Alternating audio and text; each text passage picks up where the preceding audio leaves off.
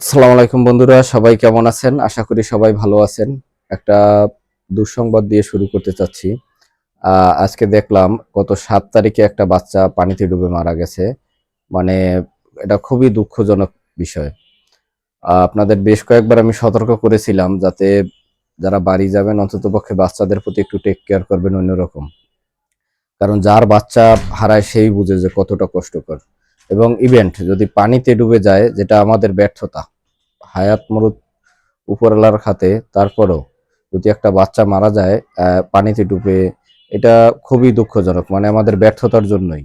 একটা বাচ্চা বাড়ি গেলে অন্ততপক্ষে তাদের প্রতি ঐরকম টেক কেয়ার করা উচিত। সে কোন দিক যায় না যায় এটা সবার খেয়াল করা উচিত। আ খুবই কষ্ট লাগলো বিষয়টা মানে শুনে। সেকেন্ড কথা হচ্ছে, আরেকটা কথা নিয়ে আমি আসবো একটু পরে। সবাই বাচ্চাদের প্রতি খেয়াল রাখবেন, কারণ বেশ কয়েকদিন ছুটি আছে। একটু দেখে শুনে রাখবেন, কারণ যার বাচ্চা হারিয়ে যায় সেই বুঝে যে কতটা কষ্টকর। আমরা অন্ততপক্ষে মুখে বলি, কিন্তু আমাদের থেকে তাদের কষ্ট অনেক বেশি। তারপর আমার খুবই খারাপ লাগে একটা বাচ্চা এরকম পানিতে ডুবে গেলে। মানে ফ্যামিলির লোকজন কোথায় থাকে তারা বুঝে না যে বাচ্চাটা কোথায় আছে।